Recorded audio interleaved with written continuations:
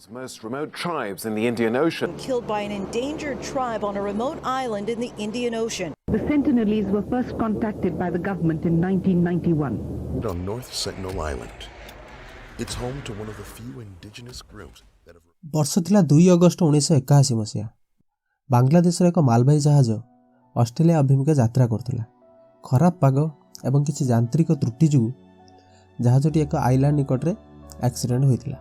ଜାହାଜରେ ଥିବା ସମସ୍ତ ଯାତ୍ରୀ କିଛି ସମୟ ସେଠାରେ ବିତାଇବା ପରେ ସେମାନେ ଦେଖିଲେ କିଛି ଟ୍ରାଇବାଲ ଜନଜାତିର ଲୋକ ସେ ଆଇଲ୍ୟାଣ୍ଡ ଭିତରୁ ବାହାରକୁ ଆସୁଛନ୍ତି। ସେମାନଙ୍କ ହାତରେ ଅଛି ପାରମ୍ପରିକ ଉପାୟରେ ଧନୁତୀର ଏବଂ ବର୍ଚ୍ଛା।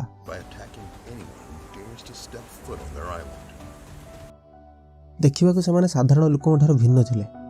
ହଠାତ୍ ସେମାନେ ବର୍ଚ୍ଛା ଓ ତୀର ସାହାଯ୍ୟରେ ଜାହାଜ ଉପରକୁ ଆକ୍ରମଣ କରିବାକୁ ଆରମ୍ଭ କଲେ। କିଛି ଉପାୟ ନ ପାଇ ଜାହାଜର କ୍ୟାପ୍ଟେନ୍ ଜାହାଜର ସମସ୍ତ ମେମ୍ବରମାନଙ୍କୁ ଜାହାଜରେ ହିଁ ରହିବାକୁ ଅର୍ଡ଼ର ଦେଲେ। ଠିକ୍ ସେହି ସମୟରେ ହଂକଂର ଏକ ସରକାରୀ ଅଫିସର ପାଖକୁ ଫୋନ୍ ଆସିଲା। ଫୋନ୍ଟି ଥିଲା ବାଂଲାଦେଶରୁ ଯାଇଥିବା ଜାହାଜର କ୍ୟାପ୍ଟେନ୍ର। ଆମ ଜାହାଜଟି ଇଣ୍ଡିଆନ୍ ଓସନ୍ର ଏକ ଆଇଲ୍ୟାଣ୍ଡ ନିକଟରେ ଧକ୍କା ହୋଇଯାଇଛି, ଯେହେତୁ କିଛି ଟ୍ରାଇବାଲ ଜନଜାତିର ଲୋକମାନେ ଆମ ଉପରେ ଆକ୍ରମଣ କରୁଛନ୍ତି। ସକାଳ ସୁଦ୍ଧା ଆମକୁ ରକ୍ଷା କର। ପରଦିନ ସକାଳେ ହଂକଂର ଏକ ନ୍ୟୁଜ୍ ପେପରରେ ରିପୋର୍ଟ ବାହାରିଲା, ବାଂଲାଦେଶରେ ଯେଉଁ ଜାହାଜଟି ଗୋଟେ ଆଇଲ୍ୟାଣ୍ଡ ନିକଟରେ ଧକ୍କା ହୋଇଛି ସେ ଜାହାଜରେ ଅଛନ୍ତି ମଣିଷଖିଆ ରାକ୍ଷସ। ଆଚ୍ଛା, ଯେଉଁ ଆଇଲ୍ୟାଣ୍ଡରେ ଏସବୁ ଘଟଣା ଘଟୁଥିଲା ତାହା ଥିଲା ଇଣ୍ଡିଆର ଆଣ୍ଡାମାନ ନିକୋବର ଦ୍ୱୀପପୁଞ୍ଜର ଆଇଲ୍ୟାଣ୍ଡର ନର୍ଥ ସେଣ୍ଟିନେଲ୍ ଆଇଲ୍ୟାଣ୍ଡ। ସୋ ନମସ୍କାର ଫ୍ରେଣ୍ଡ, ମୁଁ ସୁଧାଂଶୁ ସ୍ୱାଗତ କରୁଛି ମୋ ଚ୍ୟାନେଲ ଏକ୍ସେ ଏକ୍ସପ୍ଲୋରକୁ। ଆଚ୍ଛା, କୁହାଯାଏ ଏହି ସଭ୍ୟତା ମଡ଼ର୍ଣ୍ଣ ସଭ୍ୟତା ସହିତ କୌଣସି କଣ୍ଟାକ୍ଟ ରଖିନାହିଁ। ଶୁଣାଯାଏ ଏହି ସଭ୍ୟତା ପ୍ରାୟ 60,000 ବର୍ଷ ପୁରାତନର। ଏହି ଆଇଲ୍ୟାଣ୍ଡର ସବୁ ଲୋକ ବାହାର ଦୁନିଆ ସହିତ କୌଣସି କଣ୍ଟାକ୍ଟ ରଖନ୍ତି ନାହିଁ ଆଉ ବାହାରକୁ ଗଲେ ଏହି ଆଇଲ୍ୟାଣ୍ଡକୁ ସେମାନେ ଆକ୍ରମଣ କରିବାକୁ ମଧ୍ୟ ପଛନ୍ତି ନାହିଁ। ଆଚ୍ଛା, ବାହାର ଦୁନିଆ ପ୍ରଥମ ଥର ପାଇଁ 1867 ମସିହାରେ ଏହି ଆଇଲ୍ୟାଣ୍ଡକୁ ଖୋଜିଥିଲା। ଏହାପରେ 1880 ମସିହାରେ ଇଂଲଣ୍ଡର ଏକ ଅଫିସର ପ୍ରଥମ ଥର ପାଇଁ ଏହି ଆଇଲ୍ୟାଣ୍ଡରେ ଥିବା ଟ୍ରାଇବାଲ ଜନଜାତିର 4 ଜଣ ଲୋକଙ୍କୁ ପୋର୍ଟ ବ୍ଲେୟରକୁ ଆଣିଥିଲେ। ସେମାନଙ୍କ ମଧ୍ୟରେ ଥିଲେ ଜଣେ ବୁଢ଼ା ବୁଢ଼ୀ ଏବଂ ତାଙ୍କର 2ଟି ପିଲା। କିଛି ଦିନ ବାହାର ଲୋକଙ୍କ ସହିତ କଣ୍ଟାକ୍ଟରେ ଆସିବା ଫଳରେ ବୁଢ଼ାବୁଢ଼ୀ ଅଳ୍ପ ଦିନ ମଧ୍ୟରେ ମୃତ୍ୟୁବରଣ କଲେ। ତାପରେ ଅଫିସରମାନେ ସେ ପିଲା 2ଟିକୁ ନେଇ ସେ ପୁନଶ୍ଚ ଆଇଲ୍ୟାଣ୍ଡରେ ଛାଡ଼ି ଦେଇଥିଲେ। ତାପରଠୁ ଗତ 70 ବର୍ଷ ପର୍ଯ୍ୟନ୍ତ ସେ ଆଇଲ୍ୟାଣ୍ଡକୁ କେହି ଭିଜିଟ୍ କରିନଥିଲେ। ଏହାପରେ ଆସିଲା 1967 ମସିହା, ଯେଉଁଥିରେ ପ୍ରଥମ ଥର ପାଇଁ ତ୍ରିଲୋକନାଥ ପଣ୍ଡିତ ଏହି ଆଇଲ୍ୟାଣ୍ଡକୁ ଭିଜିଟ୍ କରିଥିଲେ ଅଳ୍ପ କିଛି ସାଥୀଙ୍କ ସହିତ। ସାଥୀ କହିବାକୁ ଗଲେ 20 ଜଣ ମେମ୍ବର। ସେମାନଙ୍କ ମଧ୍ୟରେ ଥିଲେ କିଛି ଡକ୍ଟର, ଗଭର୍ଣ୍ଣର ଏବଂ ସାଇଣ୍ଟିଷ୍ଟ। ବଟ୍ ସେ ଟ୍ରାଇବାଲ ଜନଜାତିକ ଲୋକଙ୍କ ସହିତ କୌଣସି ପ୍ରକାର କଣ୍ଟାକ୍ଟ କରିପାରିନଥିଲେ, ଯାହାଫଳରେ ସେମାନେ ପୁନଶ୍ଚ ଫେରି ଆସିଥିଲେ। ଏଗେନ୍ ତ୍ରିଲୋକନାଥ ପଣ୍ଡିତ କିଛି ଫିଲ୍ମ କ୍ରିଉ ମେମ୍ବରଙ୍କ ସହିତ ପୁନଶ୍ଚ 1974 ମସିହାରେ ସେ ଆଇଲ୍ୟାଣ୍ଡକୁ ଭିଜିଟ୍ କରିଥିଲେ। ଆଇଲ୍ୟାଣ୍ଡରେ ପହଞ୍ଚିବା ପରେ ସେମାନେ କିଛି gift like coconut and dull ସେ ଆଇଲ୍ୟାଣ୍ଡରେ ଛାଡ଼ିବା ପରେ ପଛକୁ ଫେରି ସେମାନେ ଅପେକ୍ଷା କରିଥିଲେ ଆଗକୁ କ'ଣ ହେଉଛି, କେମିତି ଆକ୍ସେପ୍ଟ କରୁଛନ୍ତି ସେ ଆଇଲ୍ୟାଣ୍ଡର ଟ୍ରାଇବାଲ ଜନଜାତିର ଲୋକ ଗିଫ୍ଟ ଆକ୍ସେପ୍ଟ କରୁଛନ୍ତି କି ନାହିଁ ସେସବୁ ଦେଖିବା ପାଇଁ ସେମାନେ ପଛରେ ରହି କ୍ୟାମେରା ସହିତ ୱେଟ୍ କରିଥିଲେ। ଆଚ୍ଛା, କିଛି ସମୟ ଅନୁଧ୍ୟାନ କରିବା ପରେ ସେମାନେ ଦେଖିଲେ 3-4 ଜଣ ଟ୍ରାଇବାଲ ଜନଜାତିର ଲୋକ ସେଠାକୁ ଆସିଲେ ଏବଂ ଧନୁତୀର ସାହାଯ୍ୟରେ ଏମାନଙ୍କ ଉପରକୁ ଆକ୍ରମଣ କରିବା ଆରମ୍ଭ କଲେ। ସେଥିମଧ୍ୟରୁ ଗୋଟେ ତୀର ଆସି ଫିଲ୍ମ ଡିରେକ୍ଟରଙ୍କ ଜଙ୍ଘରେ ଭେଟିଥିଲା ଏବଂ ତାହା ସହ ସେମାନେ ଦେଇଥିବା ଗିଫ୍ଟ ମଧ୍ୟରୁ ଥିଲା ଗୋଟେ ଘୁଷୁରୀ, ଯାହାକୁ ସେମାନେ ମାରି ପାଖରେ ଥିବା ବିଚ୍ରେ ପୋତି ଦେଇଥିଲେ। ଫାଇନାଲି 1991 ମସିହାରେ ଇଣ୍ଡିଆନ୍ ଗଭର୍ଣ୍ଣମେଣ୍ଟ ତରଫରୁ ମଧୁବାଲା ଚଟ୍ଟୋପାଧ୍ୟାୟ କିଛି ସାଥୀଙ୍କ ସହିତ ବିନା ୱେପନରେ ସେଠାରେ ପହଞ୍ଚିଥିଲେ।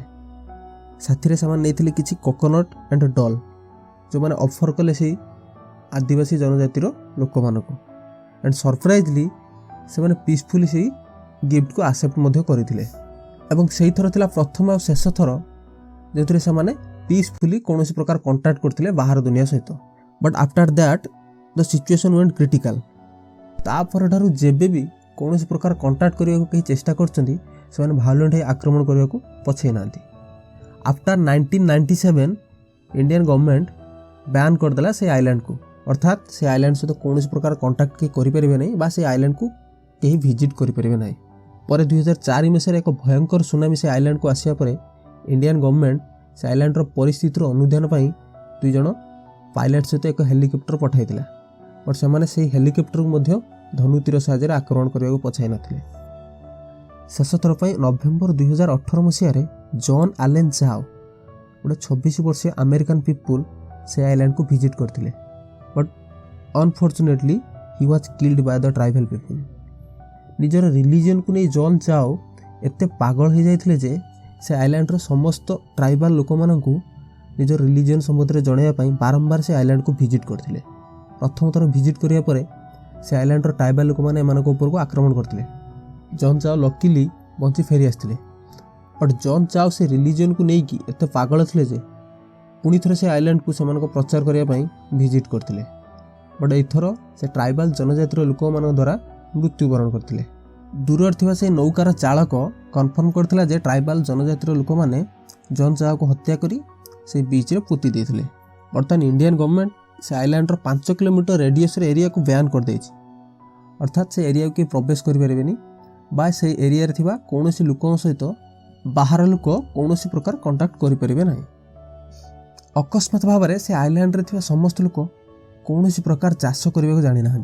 से मुख्यतः गछर थिबा फल एवं फिशिंग साहाय्य निजर भोक मेटाई था। एक रिपोर्ट अनुसार से आज जाए चाषर उपयुक्ता विषय कौनसी प्रकार धारणा ना। किछि लोक माने कहते से मनीष मान मारी खाऊँ। बट कौन प्रकार कन्फर्म न्यूज ना जे से मनीष खिया राक्षस बोली। यह आज वीडियो। जदि वीडियो भल लगी तो निश्चित रूपे लाइक करूँ। मोर नुआ चैनल को सब्सक्राइब करूँ आगक एपरी इंटरेस्टिंग वीडियो देखा।